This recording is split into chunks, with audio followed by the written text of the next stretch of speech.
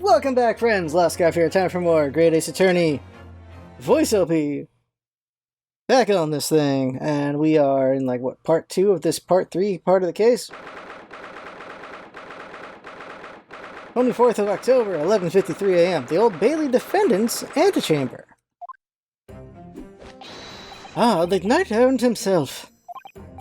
Oh, have you been watching from the gallery, Mr. Sholmes? I've been on the edge of my seat the entire time. Courtroom trials are fascinating affairs, as a spectator at least. I'm glad you've been enjoying yourself. Hey, I have to ask. What on earth is going on? It makes no sense. What's this professor business all about? He doesn't look like any professor I've ever met before. Who even is he? Ah, of course. You were in Germany already 10 years ago. Yes, the professor. When I discovered he was the one who had been abducted, a sense of foreboding stirred within me. But who knew the monster would come knocking at your door? My heartfelt sympathies! As it turns out, Lord Von Zieks is even more intimately tied to this case than any of us realized, isn't he? Yes, how true. His great friend from university in the dock. And now a waxwork of the killer who took his esteemed brother's life makes an appearance too. I imagine even the shrewd Mr. Reaper failed to foresee that kick in the teeth. An extraordinary move on your part, my dear fellow, to throw that in front of the man. You make it sound deliberate. I can't help feeling that this professor case is really very puzzling.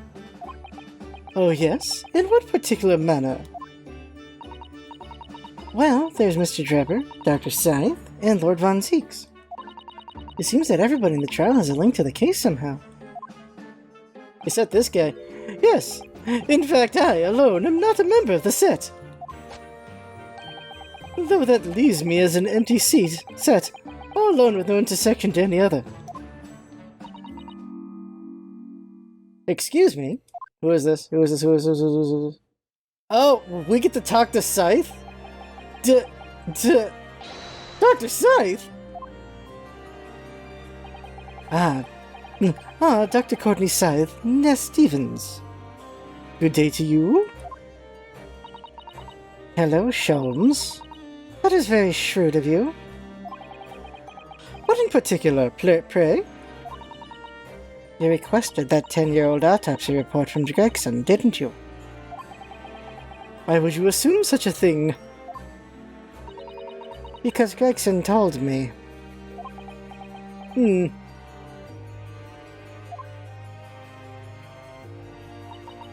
think it's been 10 years. 10 years in the laboratory, wielding my scalpel. I smell of nothing but corpses and disinfectant. A policeman on the jury had a lot to say about you as it happens, Dr. Scythe. And I've accused you of being complicit in what happened. I'm hoping that you'll take the stand and tell the truth about what really happened. That certainly won't be possible. Lord Von Zieks won't be summoning me as a witness. Lord Strongheart has forbidden it. Lord Strongheart? The Pandora's box you were warned about is the Professor case. But please, don't make the mistake of thinking you'll get any information about it, out of me. But attempting to hide from the truth, that's cowardice. I've always fought crime in the way that I see fit. I have no regrets, none at all.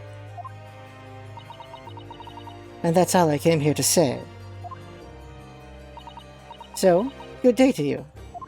Alright, so how are we gonna... We're accusing her of being the accomplice, so what the hell are we supposed to do with that? You mentioned it too, this Pandora's box. Whatever does it all mean? There's really no cause for concern, I assure you, when the trial resumes. The meaning will become all too apparent, whether you'd like it or not. Huh? Now then, I believe it's almost time.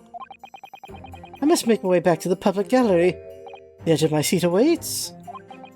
I think maybe you're enjoying yourself a little too much? Ah yes, one word of warning before I go. If in the course of the trial this afternoon you perceive even a shadow of a doubt about the truth, don't let it out of your sight. Pursue it like a dog with a bone. To the bitter end, you understand? Do not falter, whatever may come to pass. Alright, I understand. Thank you. Good. I shall make myself scarce then. I purchased a bar of caramel earlier, so I shall be gnawing on that as you gnaw away at the truth. Reference to Game 1. What did that warning from Mr. Sholmes really mean, I wonder? Especially the bit about whatever may come to pass. Huh.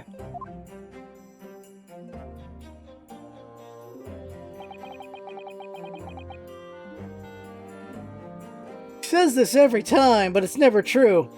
It's time for the final chapter, then. I'm determined to find the truth. No matter what. Like, it'd be like case 1, or episode 1, the end times. Episode 2, apocalypse. Episode 3, other words I can't think of for that. Armageddon. Number 3, Armageddon. Number 4, the final chapter. Number 5, the last stand. Number 6,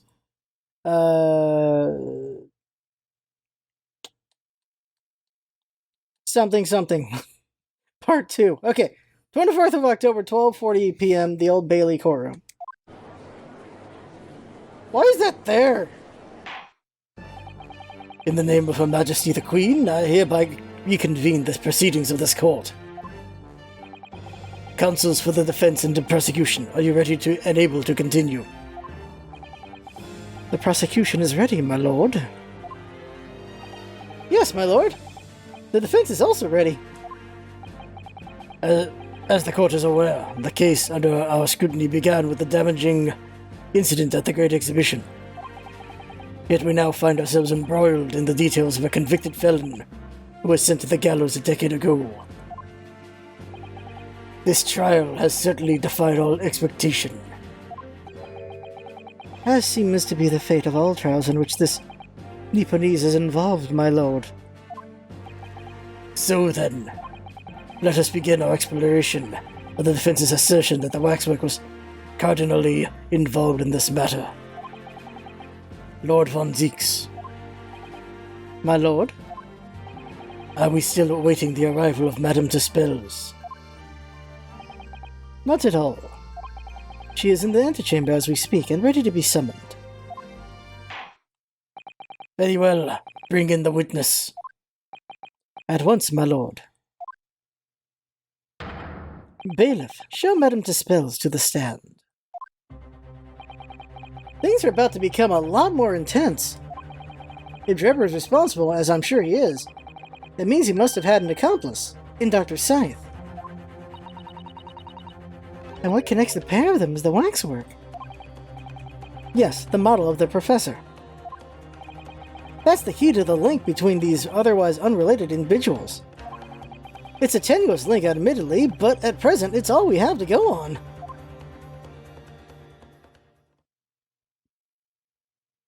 Oh my god, she's doing right there. State your name and occupation for the court, please. You know, the one difference between Von Zieks and Edgeworth is he's never frazzled at any point. He gets angered, but that's it. Edgeworth got frazzled every now and then, which was fun. My name is Madame Esmeralda Tuspels. I'm a waxwork artisan, and the proprietress of the Madame Tuspels Museum of Waxwork. You have to pardon me for working as I testify. My new exhibit must open very soon. Is that supposed to be Edgeworth? I mean, that's supposed to be Sholmes? Oh, so he finally gets a statue, does he? Now there are two of them in the world. Oh my, what expression is she carving into that face? A number of days ago, a particular waxwork model was stolen from your museum. Can you confirm this? Oi!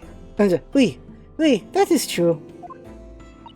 At first, we believed it had been kidnapped. A waxwork model kidnapped? Yes, my lord. There was a demand for ransom money left behind by the culprit.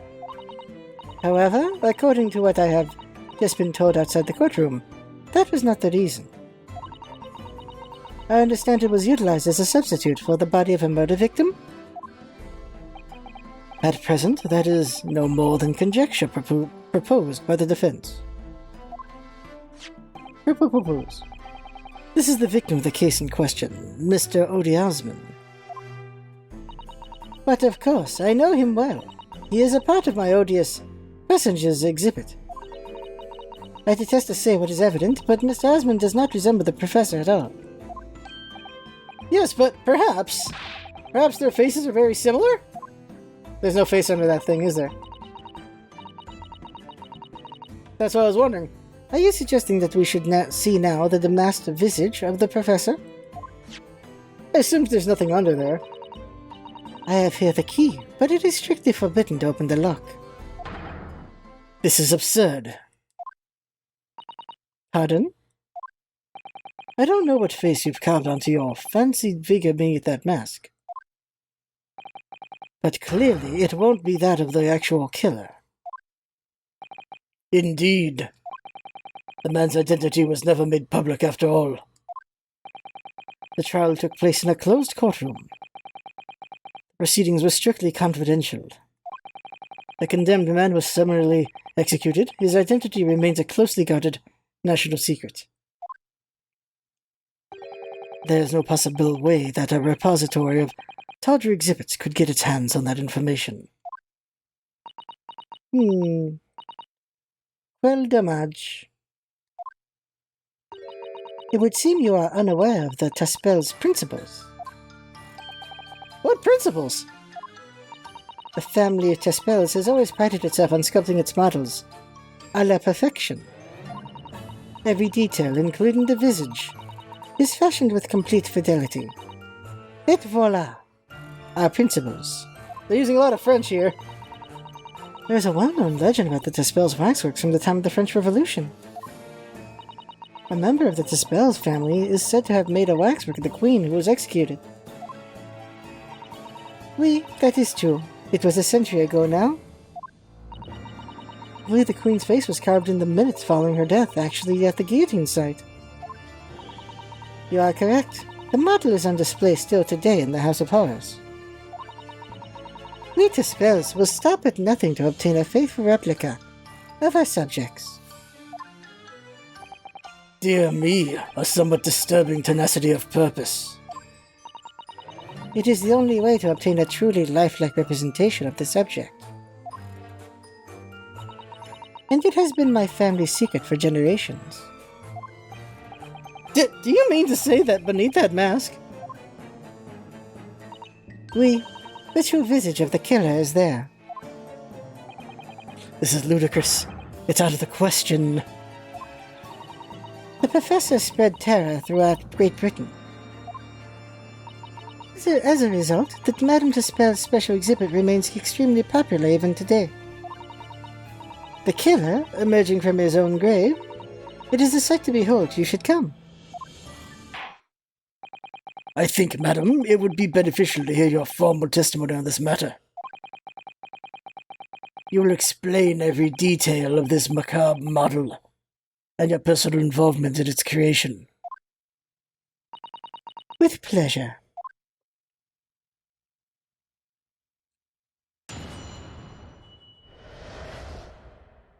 Oh, you can see the right eye blink when she blinks. Look at that. Look at that. That's a trip. So that has just... Okay, alright. The fact that they actually animated the right eye for this shot, like, is interesting. Oh, I guess that's just that the model's gotta keep it, I guess. Look. I just got surprised by that, alright? Okay, let's go. The Professor Waxwork. The special exhibit in the House of Horrors is based on a rumor that shocked society in London. An impression of the visage was taken directly from the corpse, in accordance with Dispel's family principles. I enlisted the aid of the gravedigger and created a mold for the head in the cemetery just before the interment. I hid myself until he gave me a signal. I was there for a very long time that night. As dawn approached, I was very worried that I could be discovered.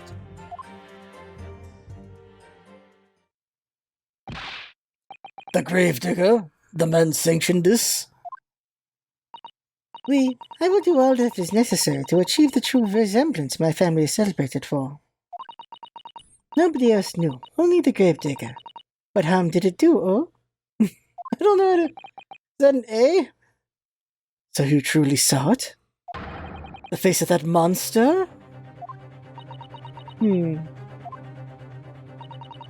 Naturally, I was aware that at the time that his identity was a secret. But the spells would not be the spells if we did not insist on absolute fidelity to our sculptures. I don't believe this.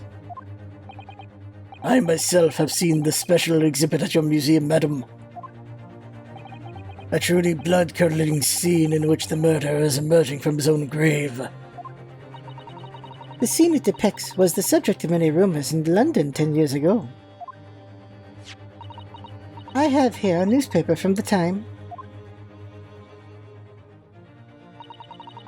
The special exhibit was based upon the picture in this article.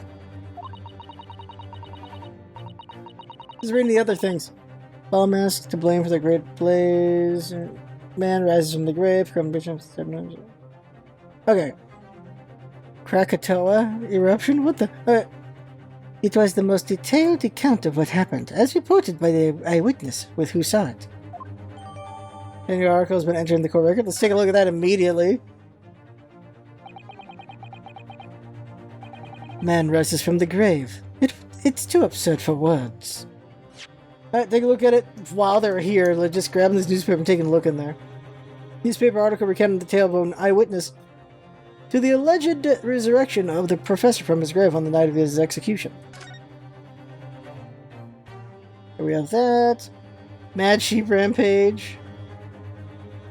Unexplained phenomenon grips Oxfordshire region. Charles Darwin to receive Copley Medal, the Great Stink. Parliament is to finally address the foul issue. Alright, what is Asman?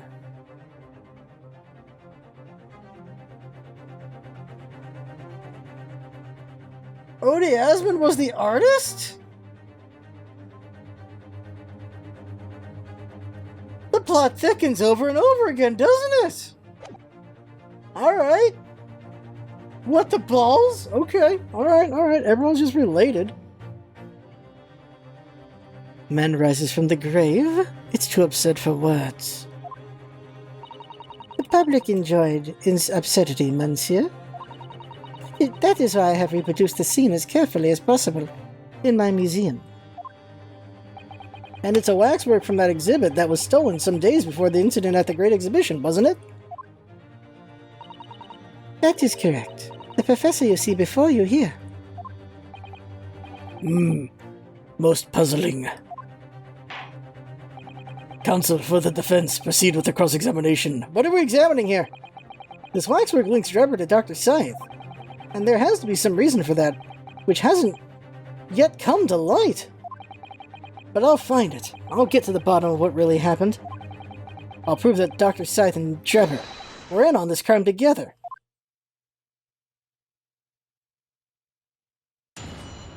Thing is, they know Odie Asman, so that's crazy. Alright, I don't know how we're supposed to bring up the newspaper, but I know that's gonna be relevant. Let's do some pressing. And that rumor would be... a 10-year-old tale now, but one that no Londoner would ever forget. Alright, I know just what you're talking about, I think. Of course, it couldn't be anything else. Yes, that story will never disappear. The tale of the condemned killer rising from the dead. That is the central attraction of my House of Horrors. The rumor was whispered all over the city, and it was like this. Next part. Oh, no. It was in Lowgate Cemetery behind the prison, in the dead of night after the execution of the killer. So she was there for this? The interred professor slid back the stone slab covering his tomb and emerged from his grave. A young man who witnessed this felt a scream welling up inside him. But an instant later he heard an ear-splitting gunshot from over his shoulder. The bullet struck the emerging corpse, and he fell motionless once more. Oh, I didn't know this. The scream finally found its way out from the mouth of the young witness, who turned and ran for his life. You know, that number is different from the newspaper. The newspaper said 130. This says 139 behind the guy. The corpse climbed out of his own grave? And then somebody shot him? Who was it? Nobody knows, even today. But remember, it was just a rumor, perhaps nothing more than a ghost story. The good people of London, they love stories like this. That is why it was in every newspaper across the capital. But was it just a story? Turns out she's the one with the gun. Oh no, this is 139. I saw 130. There's a 139 there. I mean, this is exactly the scene that can be seen today in your museum, isn't it? Oui, the special exhibit was modeled on that very illustration. For a while afterwards, the contents of that article were reproduced in every newspaper imaginable. Madam, might I say something? Please, go ahead, mademoiselle. When something is described as a rumor, it doesn't necessarily mean that it's entirely made up. I believe that often rumors contain elements of the truth. Ah, I see that people from the East can be just as astute as the people of Europe. Can we be sure, for instance, that the professor's execution was successful? Considering he got out of the grave, no. It is not possible for the dead to come back to life. Sorry? 10 years ago, I was there in Lowgate Cemetery, after the criminal known as the Professor was killed by hanging.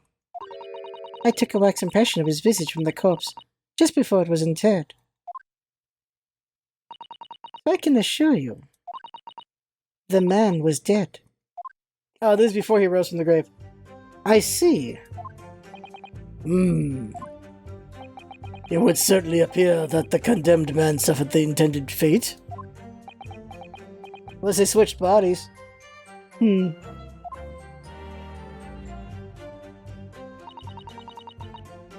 Whoop! Is that true of every waxwork in your museum, then? It is, assuming the subject is dead, of course. Live subjects have to cooperate in a similar way. I have letters from imprisoned criminals all the time, you know. What sort of letters? When my time comes, please make a waxwork of me. Comme ça. No! My museum is famous, monsieur. To be made into a waxwork is an honor, and for some criminals, a symbol of status even.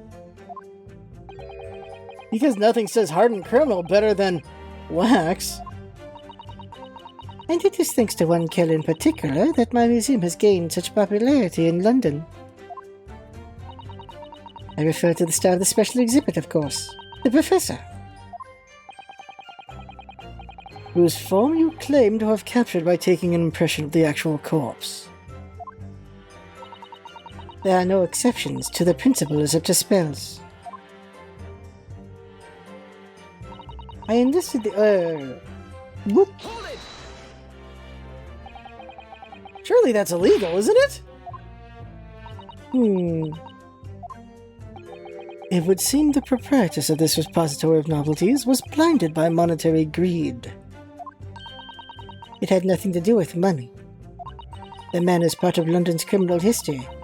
That is why I had to sculpt him, to record his history.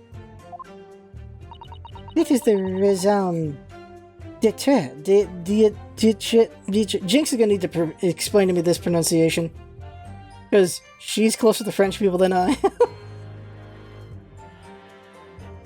Not by much, we're both on the west side. It is the raison d'etre of the Tespel's museum. Raison? What if the man was convicted in a closed court and sent for immediate execution? But if the man was sent... I'll read that again real quick. What if the man was convicted in a closed court and sent for immediate execution? But surely nobody but the members of the judiciary present know the killer's true identity.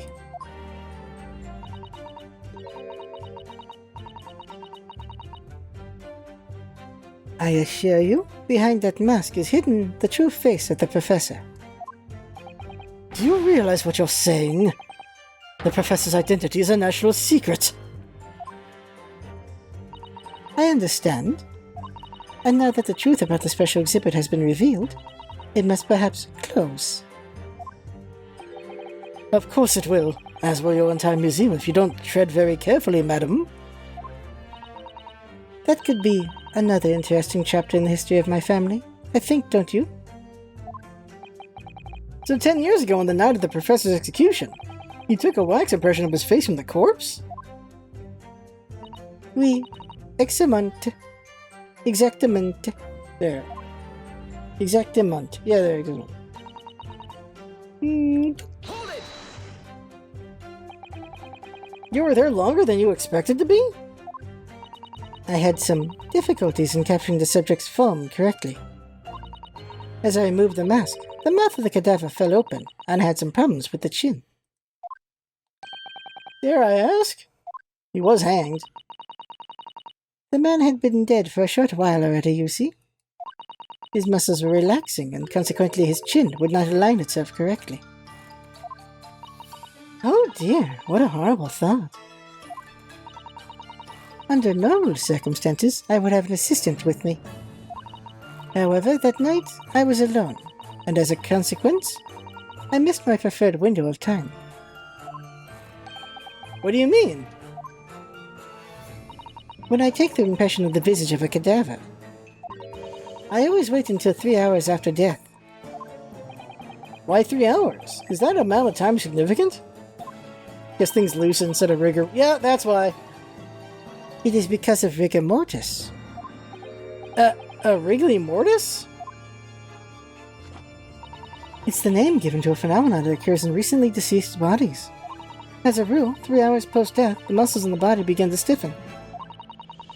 By approximately 10 hours post-death, the entire body is completely rigid and inflexible. And then from that point on, the muscles slowly start to revert to their relaxed state. The effect is often used to estimate the time of death when a body is discovered. Oh, that's... I never knew that. Well, that was an education, if a slightly scary one.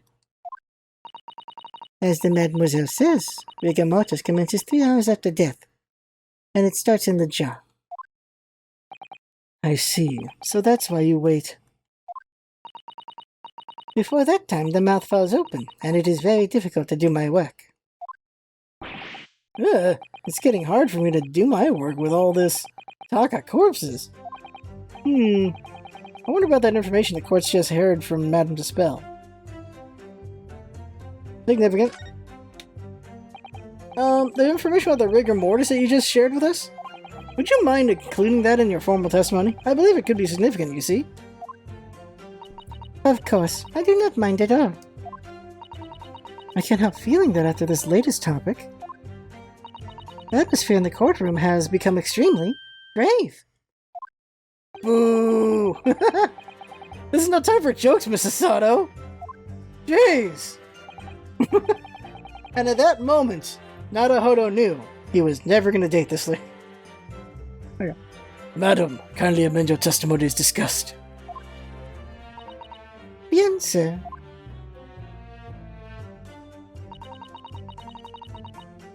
It took me a very long time because it was before the onset of rigor mortis. Hold it! So he is very recently dead. Rigor mortis being the phenomenon you described, whereby the corpse becomes stiff after death? I think you said that it starts at the jaw about 3 hours post-death? Is that right? Oui, c'est ça. Of course, the exact duration depends a little on the season. I didn't realize a waxwork artisan would be so well versed in the subject. Well, they have to be. No, that is only elementary knowledge in the field of legal medicine. I had no idea about it, but maybe I won't admit to my ignorance about forensic science. I could ask my father to give you a very simple primer if you'd like. I think corpses should be your domain. I'm not good with them. Oh dear, I'll do my very best. My last one. As dawn approached, I was very worried that I could be discovered. Hold it! You say that dawn was approaching? What was the time of day then, approximately? Well, I could not say. But when I left the cemetery with my utensils and wax, the morning light was becoming visible. The execution took place on 17th of June, which had the earliest sunrise of that year. Indeed it did. First light would have been at around 4:40 in the morning. That really is early. The fact is, I had very little time, so I finished my work in a half hour. It was necessary to complete the impression and bury the body before daybreak, of course. If somebody had discovered me there, it would have been a catastrophe, so I had to hurry. Is it me, or does Mr. Sholm seem to be taking shape more quickly now, too? You certainly appear to go to extraordinary lengths for your work, madam. I wonder, is what she just said particularly significant? Yeah, how long she took. Madam, those details about how long it took you to complete the sculpture, and the early sunrise, could you include them in your testimony? I believe they may be significant. Of course, if you would like me to. You're quite right, Mr. Naruhodo. It is intriguing. A sunrise at 4 in the morning would be absolutely unimaginable at home, wouldn't it? That's not quite what I meant by significant. Kindly amend your formal testimony then, madam. With pleasure, my lord.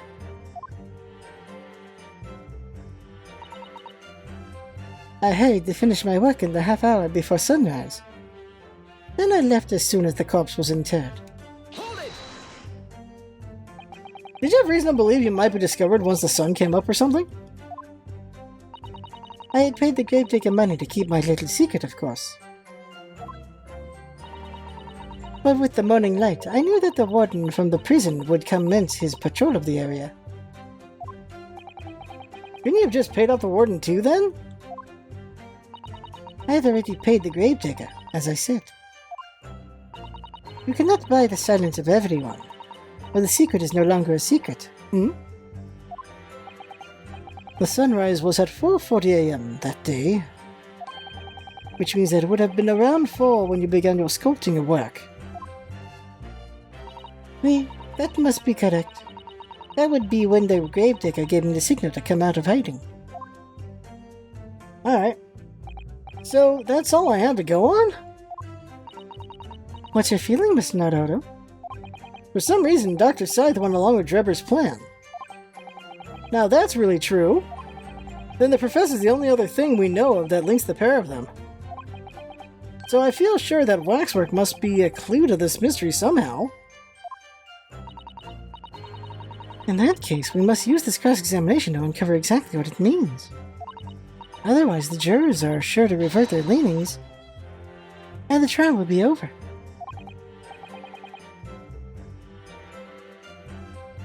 I agree, but interestingly, uncovering what the professor has to do with all of this means more to Lord Von Zieks than anyone.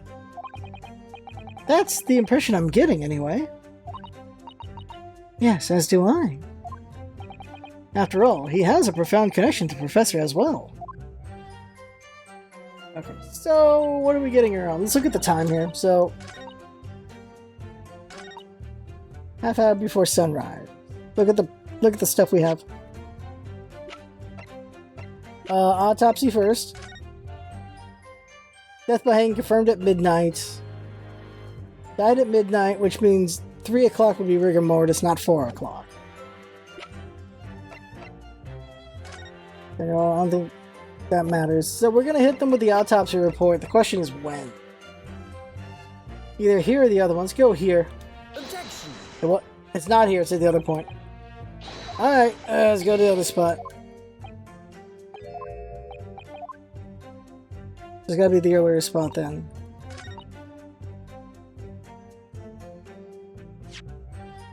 She would be after rigor mortis. Let's try again. There we go. Madam Dispels. I have here an autopsy report that was filed 10 years ago now. It confirms the death of the professor following his execution at the gallows. And? Is that a problem? I believe it is, because your testimony and a particular detail in the report completely contradict one another. Oh, she does have an eye. Koi? Koi? Koi? Koi? Koi? They did that so you can see she has an actual eye under there. Okay. You going to explain yourself, my Nipponese friend?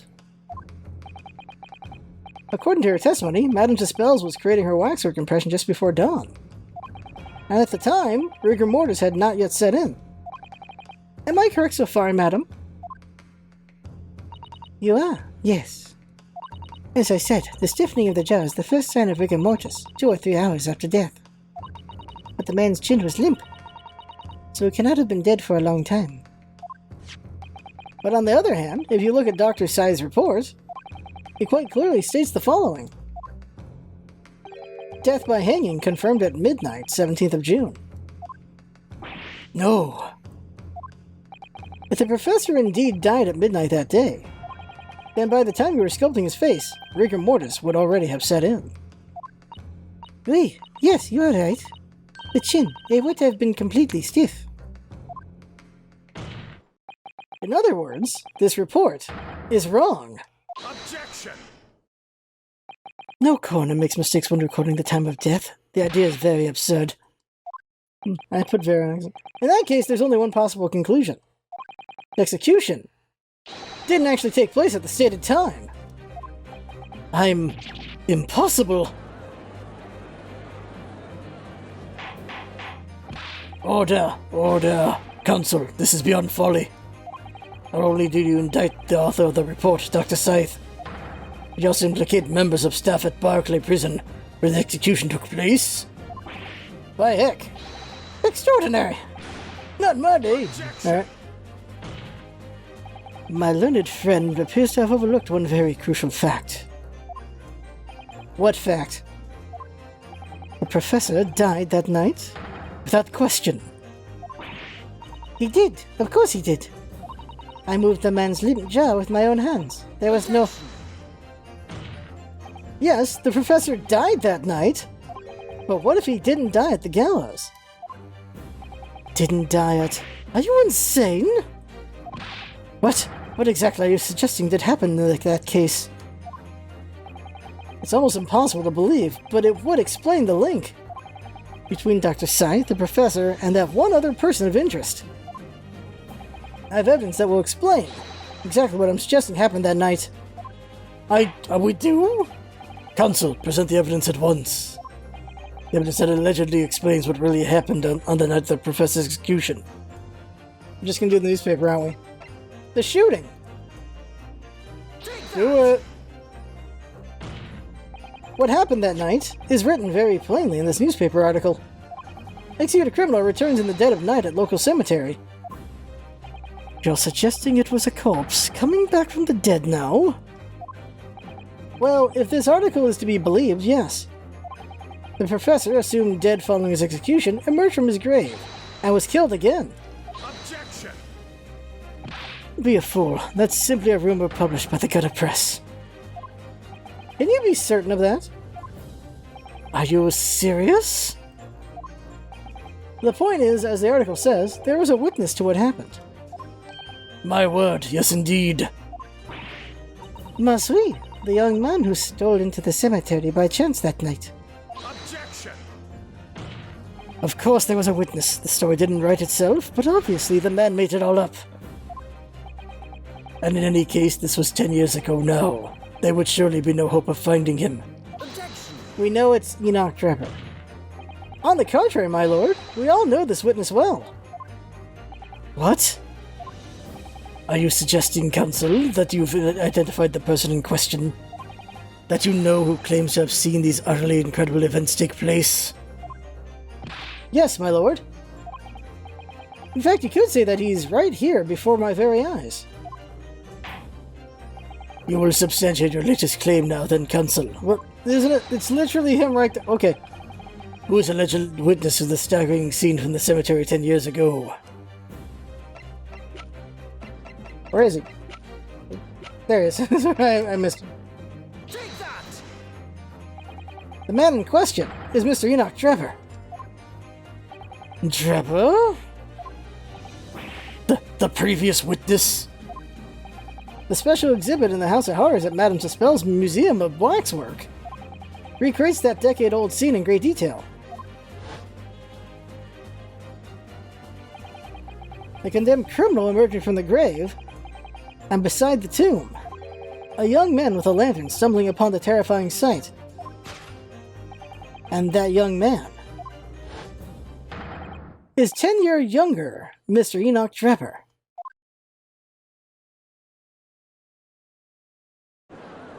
Rubber. Order, order, order! Surely not, counsel. Drebber was there, in Logate Cemetery. What is all this talk about Mr. Drebber? Is the name significant? Of course, Madame Tuspels doesn't know, does she? Yes, it's extremely significant, madam. To your situation as well, in fact. What situation? The theft of the Professor Waxwork from their museum some days ago was perpetrated by the very same man. None! But that would mean... Madame Tuspels. It would appear you know the name Enoch Drebber. Yes, I know it. But from long ago in the past. What? Oh my. Good gracious! Explain yourself. Tell us everything you know. Yes, of course. Okay, we're gonna stop after this, because, time. The story of the young man and the terrible sight he witnessed in the cemetery 10 years ago was published in every single newspaper in London and throughout Great Britain. However, in all of the articles, the witness was simply described as a certain young man. No details were published about his identity. His name was never revealed. That is, apart from one newspaper. The first?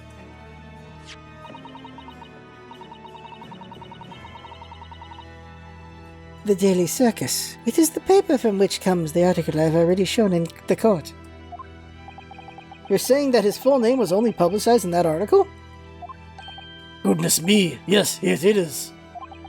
The university student who experienced this shocking event is Mr. Enoch Drebber, a disciple of science at the University of London, and a resident of its student dorms. Unbelievable! Yep, Mr. Drebber's dreadful encounter. When I read the article, I wanted to meet with the man. The discovery of the condemned criminal coming back to life in the cemetery in the dead of night would make a perfect exhibit for my House of Horrors, whether it was the truth or not. I see. So you went to meet Mr. Drebber in order to sculpt the waxwork of the man, did you? Excellent. He was studying science at the University of London in those days. He was just a poor student. I paid him £5 to model for the waxwork. And since that time, it has been in my museum to recreate the scene of the terror from the cemetery.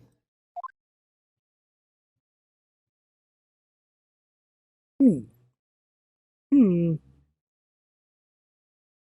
Hmm. Hmm. Lot of white happening here. Alright, that'll be next time. Let's pause there. Alright, save that for now. So that is the game for now. Really don't know where the hell this is going.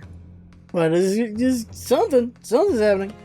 I have fun. Hope you have fun watching. That's what's up, Bassett. Having fun. Thanks for coming by, and see you next time. Yeesh.